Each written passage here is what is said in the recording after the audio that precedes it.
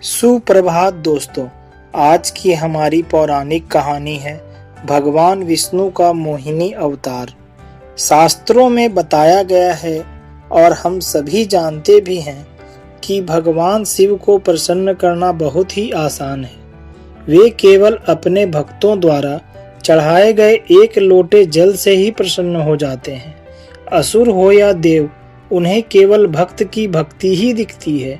उन्होंने कभी भी अपने किसी भी भक्त में कोई अंतर नहीं किया है।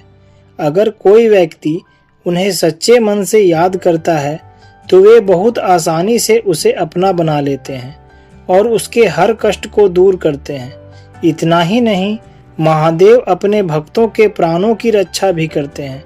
लेकिन क्या आप जानते हैं कि एक बार खुद महादेव को भी अपने प्राणों की रक्षा के लिए गुफा में छिपना पड़ गया था। आइए जानते हैं इसके पीछे के रहस्य को। एक पौराणिक कथा के अनुसार भस्मासुर नाम का एक राक्षस हुआ करता था। वह राक्षस पृथ्वी का सबसे ताकतवर असुर बनना चाहता था और साथ ही सभी देवताओं और मनुष्यों पर अपना आधिपत्य करना चाहता था। अपने इसी लक्ष्य को हासिल करने के लिए उसने भोलेनाथ की कठोर तपस्या की।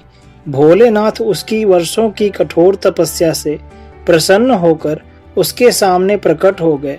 अपने सामने भोलेनाथ को खड़ा देख भस्मासुर उनके सामने नतमस्तक हो गया। भोलेनाथ ने उसे वरदान मांगने को कहा। भस्मासुर ने पहले तो अमरत्व का वरदान मांगा, परंतु अमर होने का वरदान सृष्टि के नियम के विरुद्ध होने के कारण भोलेनाथ उसकी ये मांग नकार देते हैं, क्योंकि जो भी इस दुनिया में आया है उसे एक न एक दिन जाना ही होगा।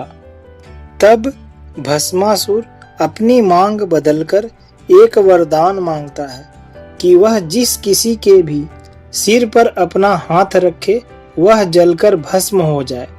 भस्मासुर को भोलेनाथ से यह वरदान मिल तो गया, लेकिन वरदान मिलते ही तुरंत उसके अंदर अभिमान ने घर कर लिया और वह सबसे पहले महादेव को ही अपना शिकार बनाने के लिए दौड़ पड़ा।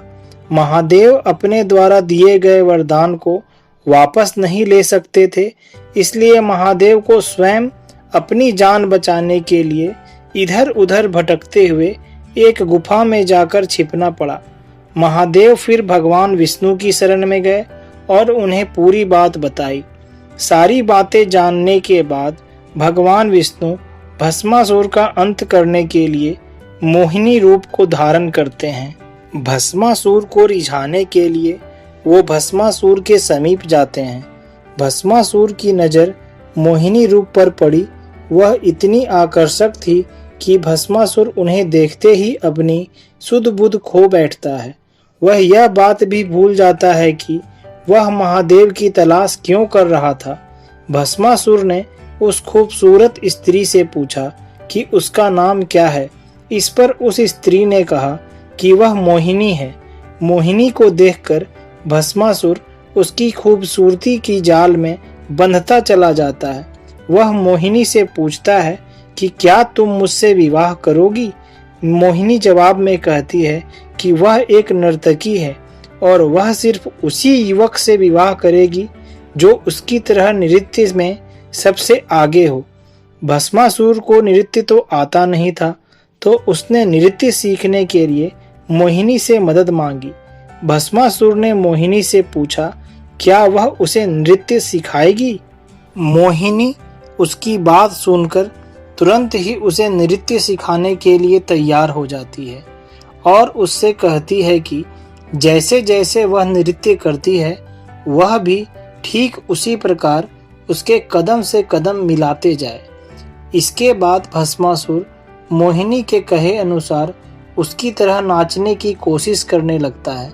नृत्य सिखाते सिखाते मोहिनी अपना हाथ अपने सिर पर रखती है और उसे देखकर भस्मासुर भी अपना हाथ अपने सिर पर रख देता है और महादेव द्वारा दिए वरदान को भूल जाता है और वहीं जलकर भस्म हो जाता है।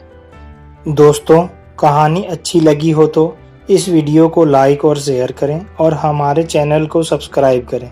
धन्यवाद।